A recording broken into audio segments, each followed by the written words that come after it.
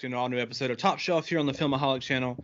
This is our weekly ranking episode, and this week we are doing top 10 movie openings of any film. So we're doing that this week. I don't know. Would you say this was an easy or hard list to do? For the most part, it was easy until like the last 3 or 4. That's what I'd say too. I mean, really, my top 10 is pretty solid, and really, it's really the honorable mentions, which don't matter as much, but those are the ones that were more difficult of which ones I wanted to put in there. Yeah. Thinking about films, there's a lot of films that I love, but then it's I was trying to think of what's the opening of that movie, and I can't even remember it. So what do you consider the opening too, on some of them? You mean where do you end it? Yeah. So that was another hard part. Yeah. Some of them are pretty obvious, but then it's others aren't at all. Like always, we're going to kick off with honorable mentions. So I'll go ahead and go first here. At number 15 for me is Christmas Vacation from 1989. National Lampoon's Christmas Vacation. I think this has a really good, really solid opening, and I'm not talking about the animated intro, because that's not really the opening. That's just the opening credits. The opening of the film is with the Griswold family driving to get the Griswold family Christmas tree. They have these people on the road. Clark's getting pissed, and then we ended up seeing, through several jokes, we end up seeing them get caught underneath a tractor trailer, and then they crash off the road. Hilarious. I think iconic for a comedy. People who I've came across people who don't even not big into film like we are, but they know that scene. They're with the station wagon and all that. So to me, that comes in at number 15 for me. Number 14, and I'm going to go ahead and warn you guys, I have several franchises in here that have multiple films because they're great at they're great at opening scenes. All of these franchises do an incredible job at opening their films. And the first one to kick that off at number 14 is Scream 2 from 1997. Not kind of spoiler for the rest of my list, not as good as the opening of Scream 1, but still an incredible opening. It was you have the opening of Scream 1. How are we going to even come close to that level with the sequel? Okay, let's put it in a movie theater this time. And we're not going to have the call. We're not going to have that thing, but we're still going to have the kills. Let's put it in a movie theater. And it's the movie based on the first film that's coming out. I thought all of it was great. And you got two more iconic kills in that opening scene. I love it. Yeah, I disagree as far as it being. Don't like it? I mean, it's okay. But yeah, as far as just incredible, nah, not for me. My number 13 is Avengers Endgame. This one, the opening of that film is Hawkeye, who wasn't even in the last movie. He wasn't in Infinity War. We get the Endgame. We see Hawkeye. He's with his family. They're having a good time, talking about mayonnaise on hot dogs. I don't accept that trash talk. He's hanging out with his daughter, and then they just disappear. He sees his daughter disappear, and then he runs over and they're gone. And that's just quiet too after that. And then the theater and just gasping people. Even though you knew that was going to happen because the snap hadn't happened yet in that scene, so you knew what was going to happen, but the impact was still there. Chilling to me. That was my number 13. My number 12, going back to the franchises again, is Scream 4 from 2011. I'm a big fan of Scream 4. It's not as good as the first two Screams, but it's certainly better than the third one. I think it's still a really good film, but I think the opening, once again, incredible. We have the opening where it's you don't know when the movie is going to begin because it keeps doing hey, this, Stab has had so many sequels that we're going to keep playing with that and showing that as the opening of the film of people just getting killed. And then you're oh, it's a movie. Oh, it's a movie. And then you're oh, no, this is the real thing. Now these people are dead. Now we're in Scream. It really worked for me, and that's my number 12. So, by the way, Scream 5 has a lot to live up to with opening. So, Hopefully they don't mess it up. Scream 3 had their opening was they killed Cotton, which was a mistake in general. So Yeah. And then my last honorable mention at number 11 is one that you kind of told me I couldn't put in my top 10, so I didn't. I didn't say you couldn't put it in your top 10. We're just misconstruing what the opening was. And that's Once Upon a Time in Hollywood, which is my favorite film. I put that at my number 11. And so the really the cool, but the main opening of the film was a Bounty Law, and then them interviewing Rick and Cliff, which I like that. But what I love most is after that, when it cuts to them getting in the car and starting their day, and the music starting, and you see the plane with Sharon Tate and all of that, and the intro to them going to Musso and Frank's and all that. Like, I love that so much. But the other part I love too. So I don't know if you considered that the entire opening of the film, then it would definitely be higher. But really, I think the opening is probably the stuff in black and white. Well, that's what I consider. Then you get the credits while you get everything else. Yeah. That's the only reason I don't consider that as part of the opening, because that's what it is. You get the credits at that point. Yeah. Because if that was the case, you would consider the animated part of Christmas Vacation the opening. But that's not part of the movie, though. Because that doesn't have any, like, that didn't actually happen in terms of the movie that we know of. And it's not real. So I don't know. That's why I didn't end up putting it on my top 10, but it did make it there at number 11. All right, man. What's your honorable mentions? Your list bores me. Oh yeah, cool. I've got some oddball choices. Just so, I'm sure you do. Not really in my top 10, but the honorable mentions they're all kind of random. With number 15, I just watched it. I'm guessing if anybody else made this list, it wouldn't be on there, but it's on mine. It's 12 Angry Men. Don't even know what the opening is. Yeah, it's not iconic or anything. Doesn't keep you on the edge of your seat, but it really is a focal point when you rewatch the movie over and over. It's in the courtroom while they're talking, and it gives you shots of all the different juror members and their reactions. Like, some are, kind of like dozed off. Some are like, getting antsy in their seat. One guy's blowing his nose, checking his watch, see when they're getting out of there. Some are actually focused. So, like, it's definitely like you've got the judge who's kind of just like almost falling asleep there.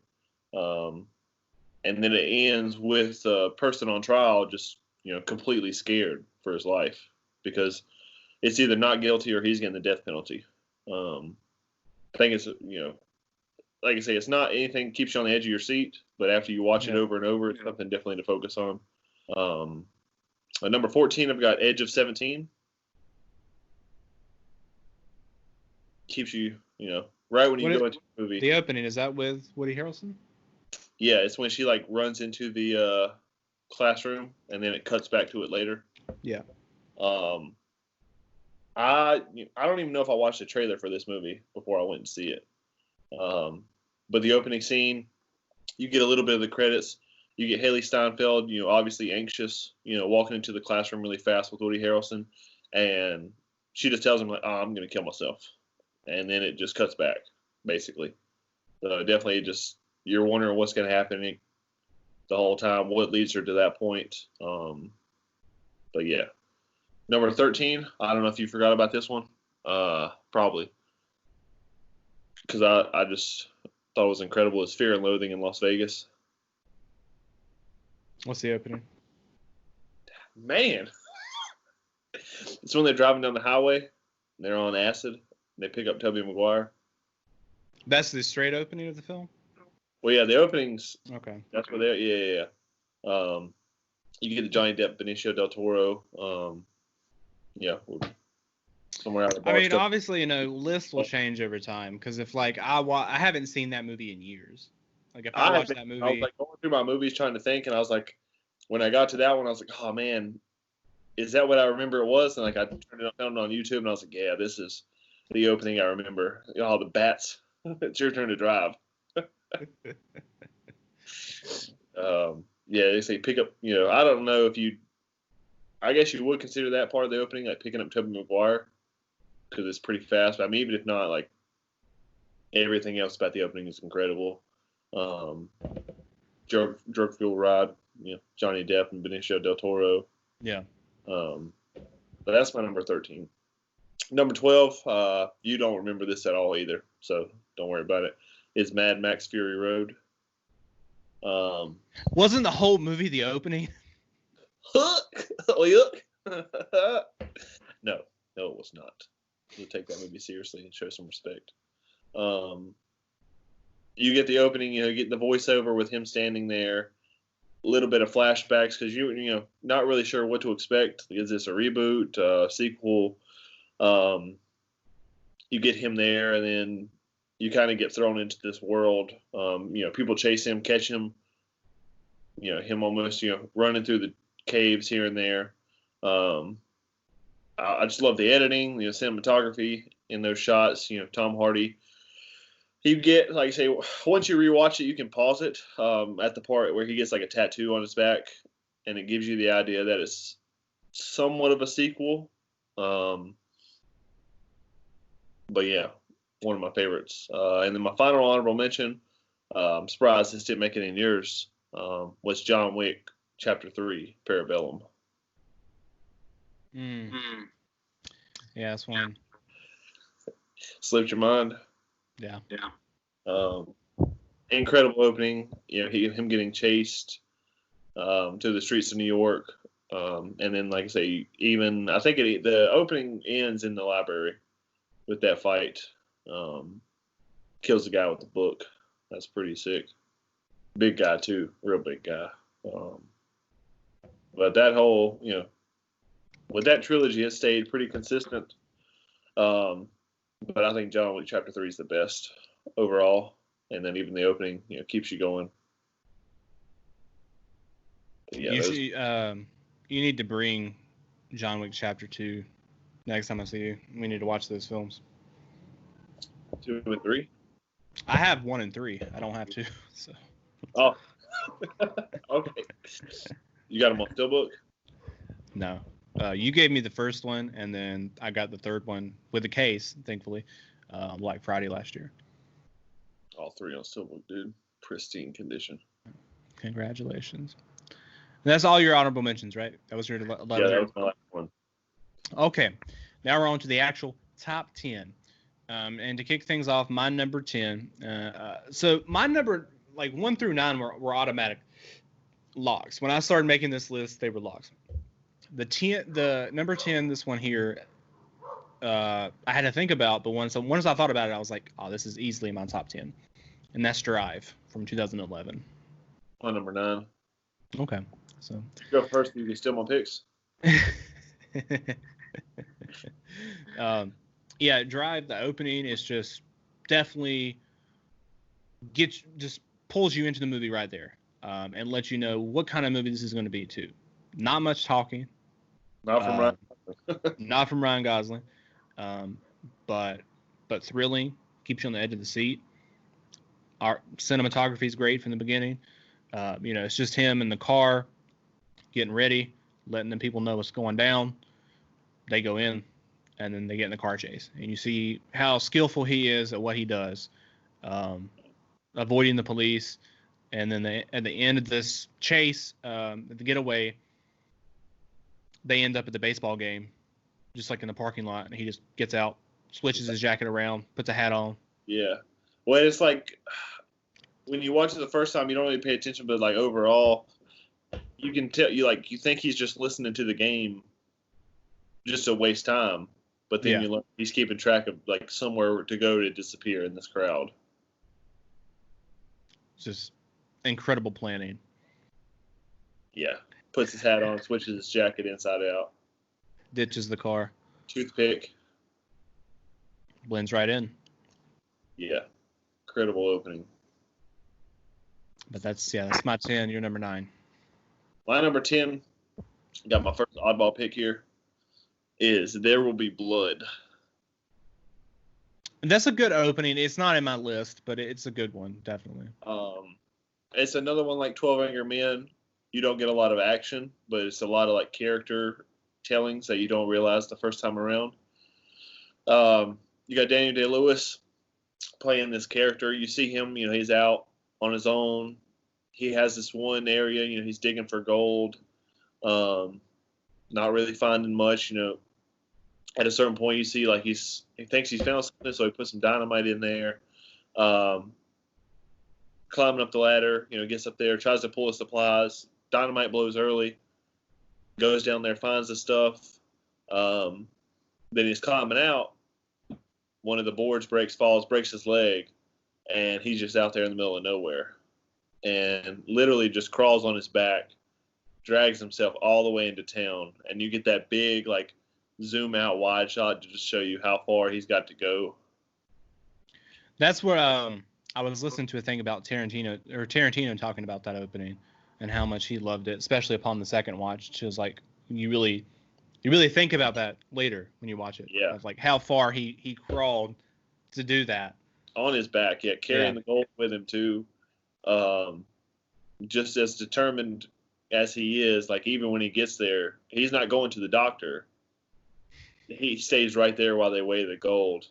He's not leaving that room. But yeah, I just thought it was incredible. Like I say, it's one of those that doesn't really affect you the first time around, but like after you know the character and all the choices he makes, you can tell that that's the perfect beginning to throw you in there for him. Definitely. That was my 10, and then, like I say, you took my 9, so. So my number 9 is the opening to my 4th favorite film of all time, and that's La La Land. Not on mine. Not on yours? No. Yeah, it pulls you right into the movie. Gosling and Emma Stone, they're not actually a part of this opening. They're there because when the opening ends, it transitions to them and the start of their story. But this happens first, and it really just throws you into Los Angeles, throws you into what this movie is, with this musical aspect, and kind of like a love letter to LA, before we get to those characters. And this is one of my favorite soundtracks anyways. I love this music. I can just listen to this driving down the road. I love the colors and everything. The whole planning of all of this with the different shots of people coming out of the back of the trucks, the color dresses that people wear, all of this, filming this on a highway too in LA. Can imagine how hard that was to do. Yeah. How hot it would be. How hot it was out there in the baking sun. Yeah. I mean, I like the opening. Just not one of my favorites. It's one that stays with me. It's when I think about opening, so it's my number 9. Definitely caught my attention in theaters. Yeah. You know what to expect at that point, like what you're going to get. Well, my number 8. This is my last oddball pick. After this, it's kind of stereotypical favorite openings for a lot of people, I guess. But it's Magnolia. The opening where you get the narrator talking about all these things that are kind of like random acts. That is a good one. Yeah. Yeah. Man. Gets me. Man, I want to watch it again. But you just get, like I say, I don't know, it doesn't really give you an idea what the movie's going to be about. Because, I mean, at this point, you've seen a trailer. You know it's going to be about lives intertwining here and there. But like I say, it's just a great opening. Pretty long opening, honestly. But probably 6 or 7 minutes, maybe. Because it tells you different stories, but then cuts back and forth on stuff. But yeah, just every little thing about that, this cannot be. And how that comes back later. Yeah, didn't make your list. I'm guessing it did not. But talking about scenes, I remember from screenwriting class in college talking about how like where a lot of people, and I don't know if this is really the case all the time and everything, but a lot of times, you look at the scene, could this stand on its own as a short film? Just the scene would be good. That's a good example of that. There Will Be Blood is a good example. Drive is a good example. La La Land is a good example. I feel like, well, that would be more like a music video, I think, on its own. Yeah. But it works too. I think that definitely. When you put on this list like what to make, I was like, this is one of the ones I didn't know where it was going to be. I don't want to say it's low, but I mean the other 7 I have are pretty incredible. So this is kind of as high as this is going to get. My number 8, and this is not going to be on your list, but another one of my favorite films, and that's Star Wars: The Force Awakens. Comes in at number 8 for me. I mean, like I said, one of my favorite. It's moved down a little bit for me in terms of like my overall Star Wars because of the trilogy as a whole. But I still love the film, and I think it has an incredible opening. Obviously, like most or all of them, it starts in space. We see the stormtroopers, where we see the flashes of that, the music. It's been 10 years since we saw a Star Wars film in theaters. It's just 30 years after Return of the Jedi, so we're all hyped, and we go down to this planet, this new planet, and we're introduced, first to Poe and Lor San Tekka, and we get that line, "This will begin to make things right." And then we see BB-8 and we see all this different stuff. I kind of just even from those little bit of shots, we get a sense of just the feel of the new film, which is separate than the prequels and the original trilogy. Really, I mean, it feels more like that, but a modern take of it.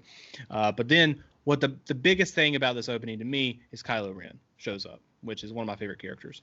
And like Vader, I think his score from John Williams blasting, he all gets off the ship, and we have him come up to Lor San Tekka, and we have that exchange between them two of him saying, I know where you've came from and all this, and you're not from the dark side.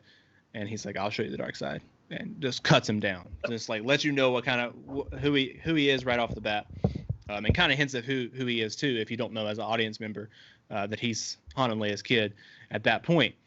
And then we have the exchange with Poe and him and Poe. And then we also, I mean, really, because all of this is really the opening, but the main point of the opening that I love is the introduction of Kylo Ren. But from beyond that, too, we also get the introduction of Finn in that, which I think is incredible and also points to the fact that they didn't do what they should have done with his character over in that course of the whole trilogy. But he starts off as a stormtrooper who sees these other stormtroopers around him just killing innocent people, and he's like, whoa. What's going on? I can't do this, and the turn and the blood that's smeared on his helmet. That's so just I don't know the words I'm trying to say, but just like visually that's amazing. Like, I love it. But yeah, all of that's great opening. My number 8. Yeah, if you say so. Well, now I'm glad you stole my number 9 before, because now I get to steal the rest of your list, pretty much. Awesome. Just don't know what order it's going to be in. Number 7 for me is Scream. That's my number 3. All right. Yeah. Like I said, this is one of my favorite franchises. Scream is in my top 10 films of all time as well. And this has the best opening of. It's my 3rd favorite movie opening of all time, but it's definitely the best of the franchise. Just takes all the horror things, hooks you right in. Moore was going to be a big part of the movie, just murdered right away. And so many movies have tried to copy it too. Mm-hmm. Definitely. Because it was just so original. I love Kevin Williamson's dialogue, anyways. Yeah. I wish he would write more movies, because I know he's really into television. For the most part, I mean, he wrote most of the Scream films. I Know What You Did Last Summer, Dawson's Creek he created, but then he kind of went away from that, and he's done other things. But like, I just wish he would do more films, because his dialogue is really great. Yeah. Just Massacre of Drew Barrymore right away. Hooks you right in. Yeah. And it's so much different than all the other horror movies too. Just Well, it's like in front of them all. yeah. Yeah. And like talking about them, like, hey, I'm gonna do trivia on all these movies. Yeah. No, he was actually Jason's mother. Wrong. And you know how many people in the audience the first time too were like, oh, what? That was the right answer.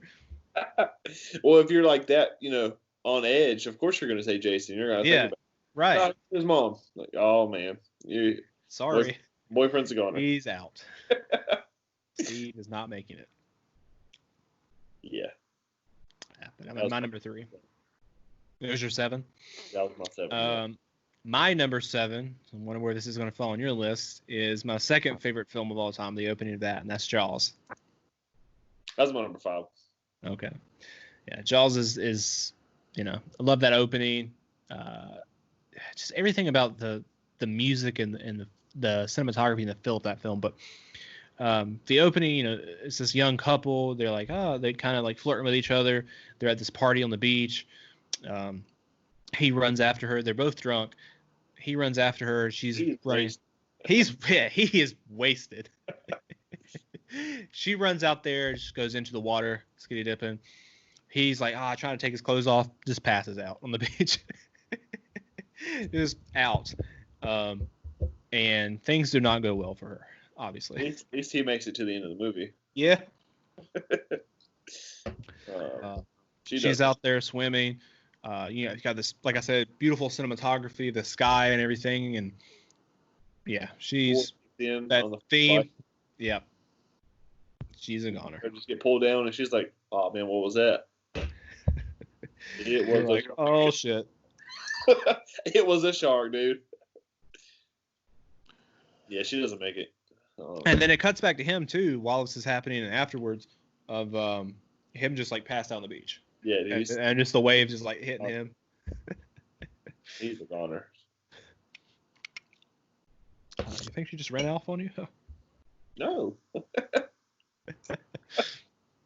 She didn't go nowhere. My number 6 won't be on your list, so I know the other one you have that's not on mine, so I think the rest will be the same. But you haven't seen this movie, and you're gonna bawl your eyes out when you do. Is Up. It was on a lot of people's list. I'll tell you that. It's incredible, because like I say, it's another one that could be a short film on its own. And win the Oscar, hands down.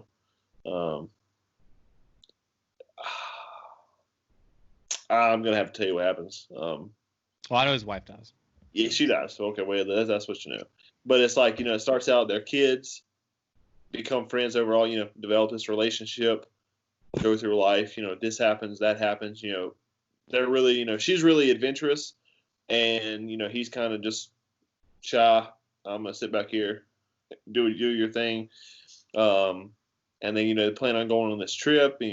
This happens. They break the jar, get the money out, this and that. Get older. Finally, like I say, you live this whole life with somebody. Have this perfect. Seemingly, like I say, it doesn't show them argue. I mean, obviously, I'm guessing, but perfect relationship together. 40, 50 years married. Wife dies, and just breaks your heart. Saddest opening for a Pixar film. It's just, like I say, it's an incredible opening because, like I said, there's so many throwbacks through the rest of the film to that opening. But then, like I say, it stands on its own. Like, if you just want to watch that as a short film, if they had released that, like I say, it would have been just as popular, I think. But you haven't watched it, so you don't care. I'll get around to it one day. Well, you got a top 10 coming up, top Pixar movies, so you have to watch it before that. You mean animated movies? I thought you had top Pixar before Soul comes out. I thought it was on the list. Yeah. I don't know if we'll do. We'll probably do a ranking, not a top, because there's not. Yeah. There's what? You had to watch it then. Yeah, I have to watch it. There's 22 or 23. Damn. That's more than I thought. Yeah, there's enough for 15. But if you want to do ranking, that's cool. I mean, if there's only 22, I mean, you got 15, then you might as well go just do a ranking of all of them at that point. It's not like there's 100 of their films. Well, there's only like, like whoa. 3 each. Like we haven't seen, I think. Yeah. I haven't seen Wall-E, Ratatouille. I mean, you're missing out on Wall-E. I haven't. I just haven't watched it. And then something else. I think there's like 3 I haven't seen. I've seen part of Ratatouille, but I don't know if I've ever finished it. I haven't seen Cars 2, Cars 3. I haven't seen Up. Seen either, yeah. I haven't ever finished Ratatouille. I haven't seen Brave, and I haven't seen Onward. Onward I haven't seen, yeah. So 5 I haven't seen, I guess. 2, Cars 2 and 3, Wall-E, Ratatouille, and Onward. But I have Cars 2, Onward's on Disney Plus. I have Ratatouille and Wall-E. So I'm gonna rewatch a lot of them though before we do the list. I mean, I just rewatched Monsters Inc. recently, and I'm not rewatching Monsters University because I watched that last year, and I haven't seen it since it came out in theaters. So I have it, but yeah, that'll be high on your list though, or it better be. And I'm also trying to think what movie I have in my top 6 here that you, or minus my number 3 that you don't have. I'm assuming it's my number 2, but how dare you? I'll tell you if you want me to ruin it. No. We'll get there. My number 6. Number 2. I'm assuming that's what it is. You were insane. My number 6 is Avengers: Infinity War. That's my number 3. Really? Wow. Yeah. This is the best Marvel opening, and one of the best comic book openings. And like I said, just one of the. I mean, it's obviously my number 6. It's one of the best openings of all time. Like, we've seen Thanos before, but we haven't seen Thanos before. Not like that. Already went and annihilated. Was it Xandar? Yeah. Took them out. He's already got that song. Glad they didn't start with that. Which was the original plan. I remember reading recent or not too long ago. It was the original plan was actually to introduce Nova in Infinity War, and they ended up cutting that and decided not to. Like the character Nova. When the trailer come out, like that's what I thought was going to be the opening, because it shows him at that part with the Tesseract one. I was like, oh man, he's going to have to go there and get it, or the Power Stone. I was like, oh no. Yeah. But yeah, we started with this. Just shows how bad he is. It just leaves the imagination to what he did there.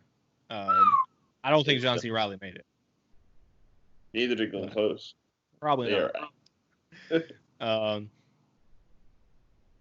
But yeah, I mean, like the original opening, like I said, it was supposed to introduce the character Nova, which I hope they're going to do, and I hope Ryan Gosling ends up playing that character. But get over it. It was him beating up Nova. I'm glad they didn't do that because there wouldn't be any impact because we don't know Nova. We don't know what his power is and whatever. Now, instead, first of all, let's take a step back. When the Marvel stuff comes up, we hear the distress call. Yeah. That they're refugees. You know it's real. Just chills. And then we go into the ship. Dead people everywhere. And they're just walking through, and we see Thanos and Thor's. Things are not going well for him. Lost his eye. Like I say, he's getting his now. Head squeezed. And then Thanos does this just incredible monologue. Beats the hell out of the Hulk. Wins the fight. Knocks him straight out. Having fun, too. Mm-hmm. And then he gets the second Infinity Stone, and we see the power that he gets. And then he kills Loki. This character has been here this whole film. That's where we're kicking this movie off. Loki's dead. Out. Just crushes his neck. No resurrections this time, dude. Oh man. But yeah, it's like even when the fight with Hulk, like you don't really get the impact until Ebony Maw's like, oh, then I'll let him have his fun. Oh man, what do you mean? He's fighting the Hulk.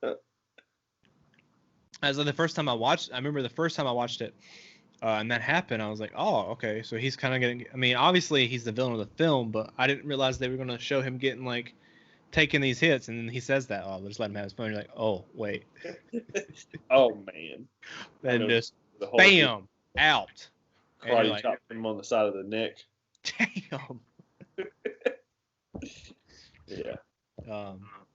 But I mean, even when that scene started, I knew that he was gone. I was like, I didn't see any way that he made it out of this situation alive. But it still hurt. Still was like, oh man. I mean, he's been with you like since the beginning of like villains, so he's out, dude. Dennis wasn't playing. Heimdall too. He's out. Yeah.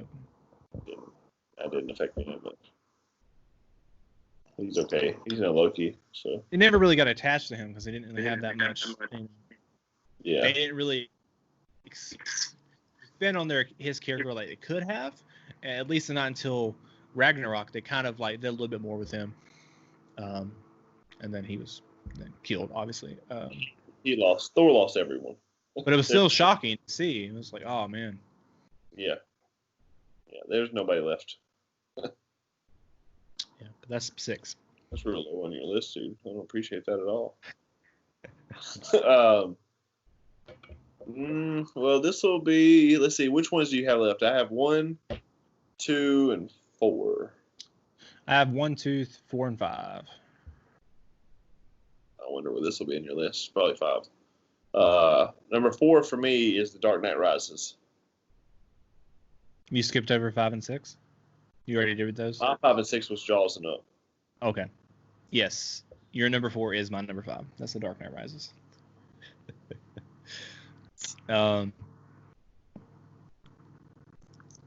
I think The Dark Knight Rises is a 5-star film. I don't care what people You don't get to jump on the bandwagon now, buddy. They have these complaints, but even like in the past, always from the beginning, this has been one of the best movie openings of all time. And I was really surprised, like looking through like other people's lists to try to get ideas for this. You know, they included The Dark Knight in that list, but they didn't include The Dark Knight Rises. And I'm like, you guys are missing out. Like you really don't like this. That first of all, the way he shot it too, with the IMAX cameras and all that. But they literally like, you know, I think some of that was actually filmed in the sky too with planes. I mean, obviously some of it was filmed like with Tom Hardy in it, was not in the sky, but they actually had the planes up in the sky when they filmed some of those and whatnot. But yeah, it's just, you know, the music, Hans Zimmer's music starts. We're taken through this field. We're getting on this plane. We have these prisoners with masks on. We don't know who they are. They get on the plane, and then you just hear that voice. And perhaps he's wondering why someone would shoot a man before throwing him out of a plane. And then is the straight up introduction and the reveal, taking off the bag from his head, and he's just got the mask on. And the sound design of that movie too in theaters, amazing. Midnight. Great experience. That's definitely going to be on top 10 movie going experiences when we get there.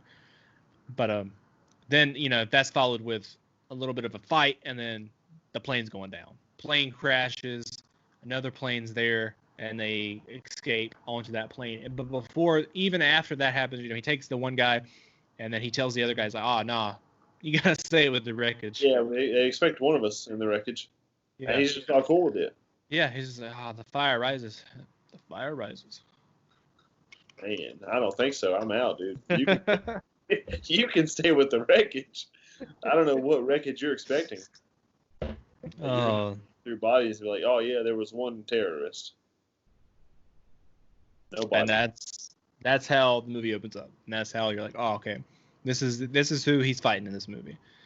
Which honestly, like, I wish a lot of comic book films would open. I mean, if it shouldn't start like that, then don't. But I mean, Infinity War did that. The Dark Knight Rises.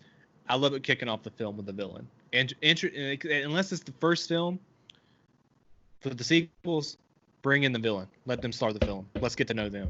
I think that's a good way to kick it off. Yeah. That was my number 4. My number 4, I'm assuming this is going to be in there on your list too. Just don't know where. Inglourious Bastards.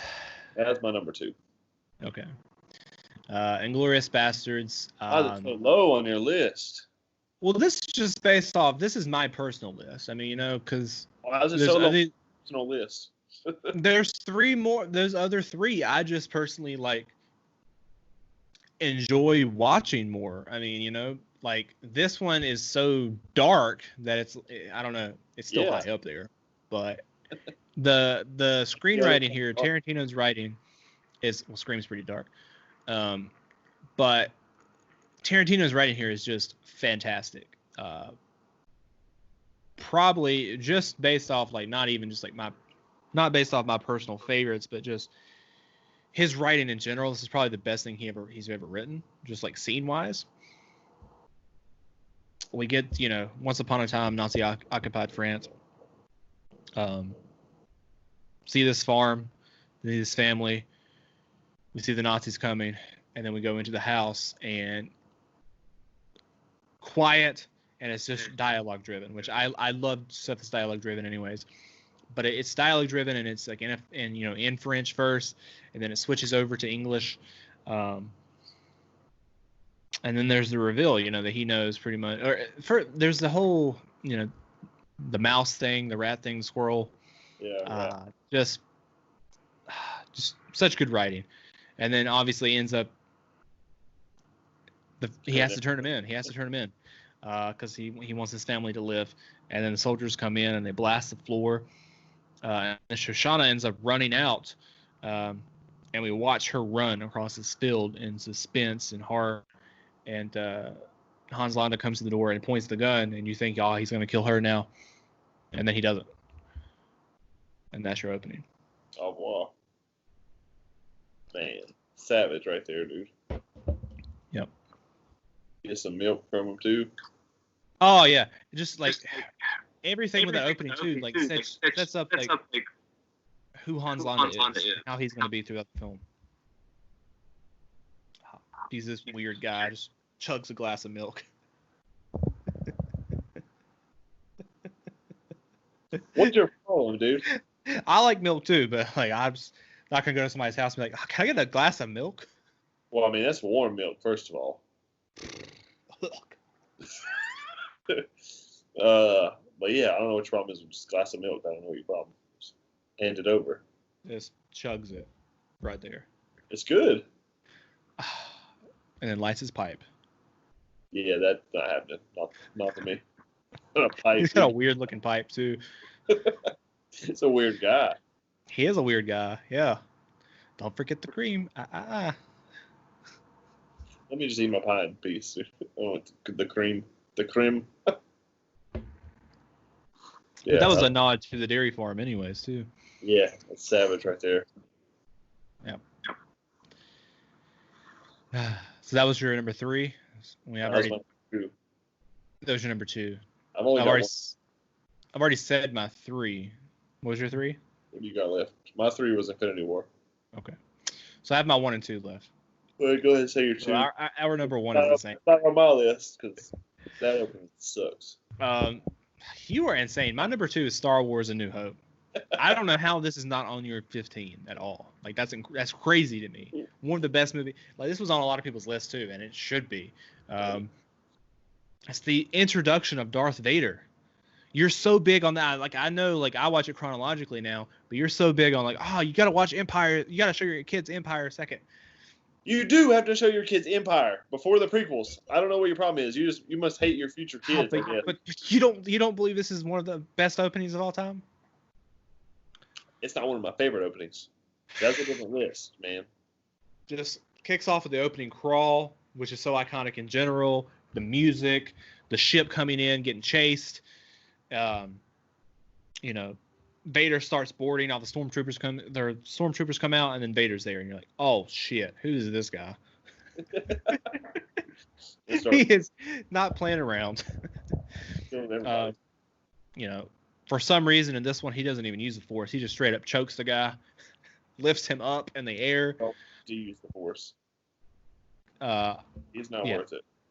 The voice, James Earl Jones there. And also our introduction to Leia, the iconic scene of her giving the thing to R2. and then R2 and C-3PO escaping. It's all great. Can't believe it's not on your list. It's okay.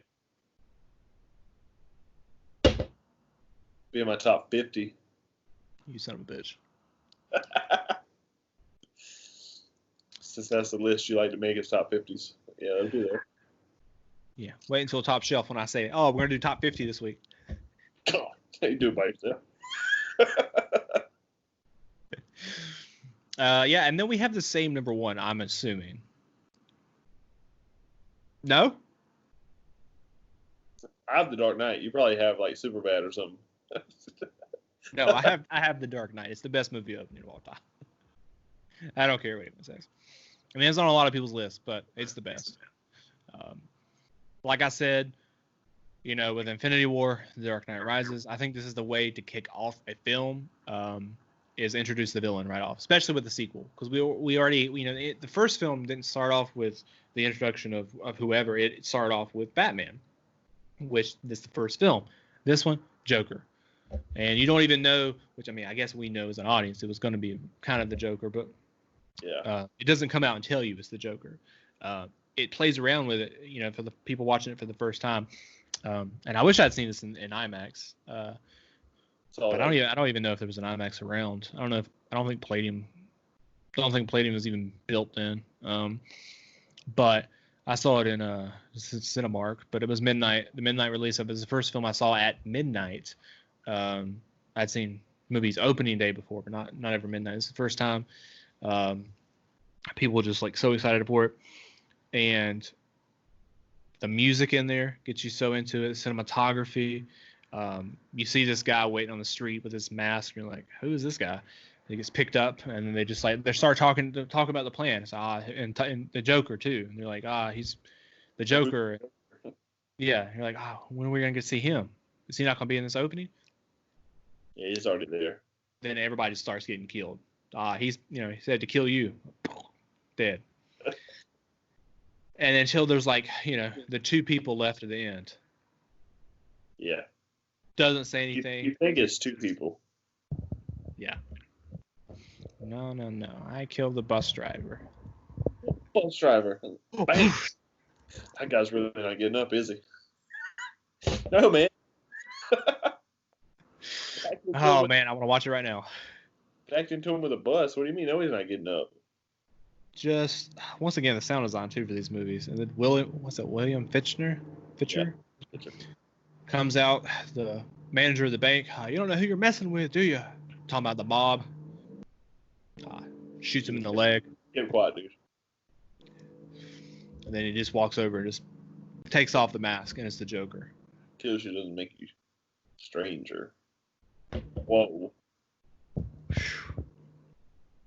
And then he just like walks to the bus, gets in the bus, drives out of the bank, right, perfect timing as a bunch of other buses are driving by, and just blends in.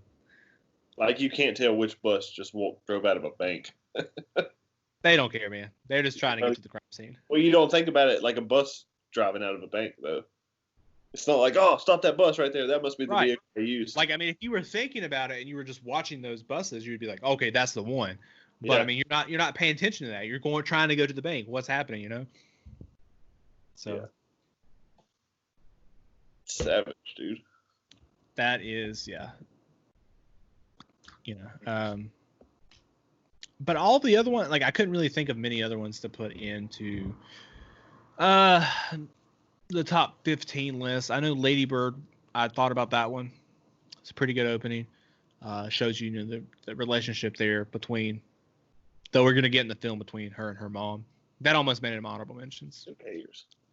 And also, Star Wars Revenge of the Sith would be another one that didn't make it anywhere on my list, but has a pretty solid opening. Drops you right into the war that's happening.